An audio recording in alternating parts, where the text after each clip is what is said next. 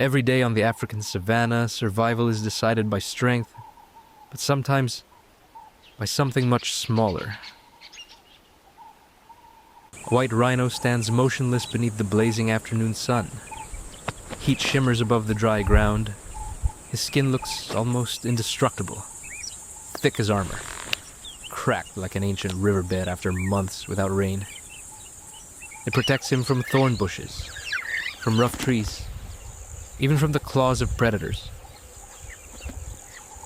But hidden inside that armor is a weakness. Deep within the folds of his neck, hundreds of ticks cling to his skin. Some are so swollen with blood that they have turned a pale gray. Others are still searching for a place to feed. Packed tightly together, they overlap one another, hidden where sunlight never reaches. Each parasite takes only a tiny amount of blood. One bite hardly matters, but hundreds of them, feeding every single day, slowly drain the giant beneath them. For an animal weighing more than 2 tons, this is a battle he cannot win alone. The white rhino is built for power. His massive shoulders can push over small trees. His horn is capable of driving away lions. Yet he struggles against creatures no larger than a fingernail. He cannot scratch the deepest folds of his skin. His tail can chase away flies for only a few seconds. And his eyesight is surprisingly poor. Rhinos rely far more on smell and hearing than vision. Anything beyond a short distance becomes little more than a blur. Danger waits just beyond the grass.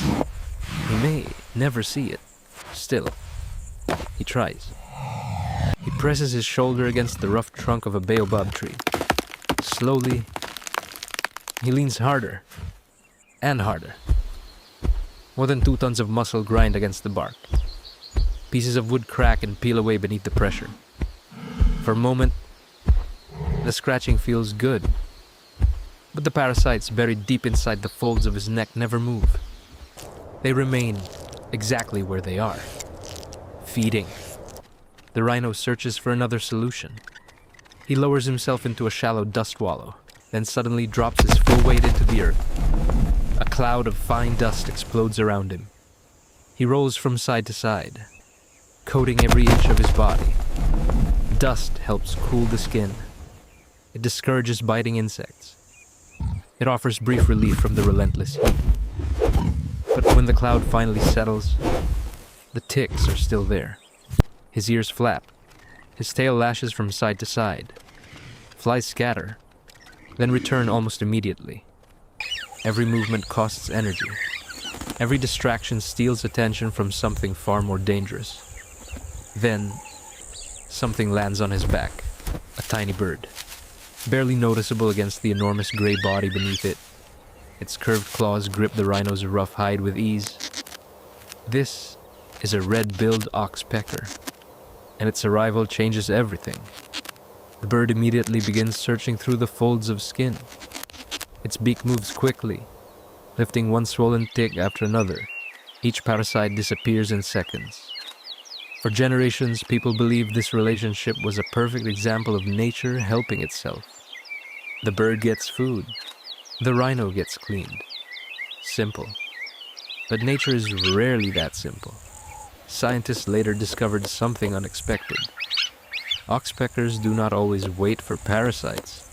Sometimes they peck open wounds that have almost healed, keeping them fresh, keeping them bleeding, just so they can drink the blood themselves. The bird is not a perfect partner. It takes, even as it gives. Yet the rhino tolerates every peck, because the alternative is worse. A few painful wounds are easier to survive than thousands of blood-sucking parasites. Nature often works through compromise, not kindness. Soon, another bird arrives, then another. Within minutes, more than a dozen oxpeckers cover the rhino's back. Some search his shoulders. Others climb along the base of his horn. A few work carefully between the deep folds of his neck. Together, they reach places the rhino never could. But cleaning parasites is only half of their job. Every few seconds, one bird suddenly stops feeding. Its head lifts. Its eyes scan the grass. Then it returns to work. Another bird pauses. Another scans. Without realizing it, the rhino carries an entire team of lookouts wherever he goes. Far beyond his limited eyesight, something begins to move. Almost invisible among the tall grass, a predator creeps forward, low to the ground, patient, silent. Every step is measured. The rhino notices nothing.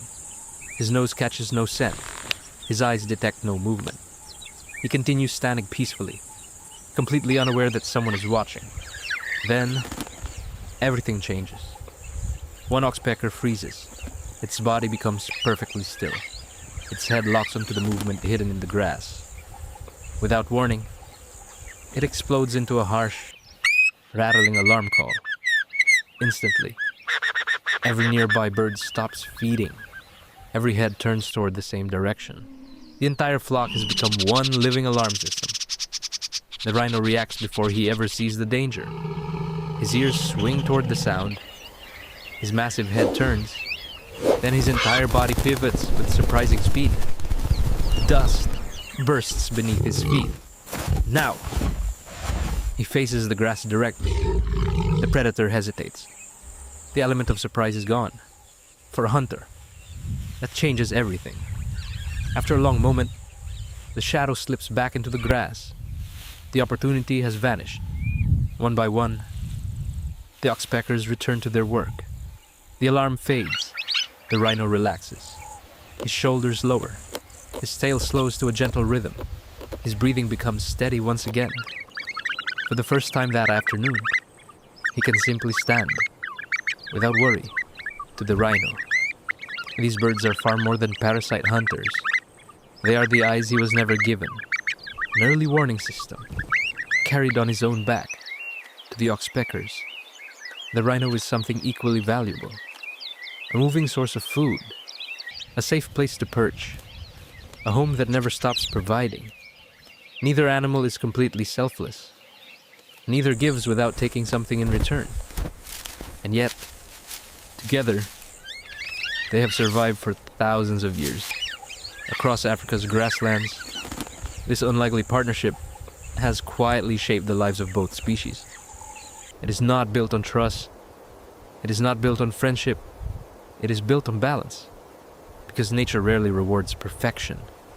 Instead, it rewards relationships that are just balanced enough to keep both sides alive.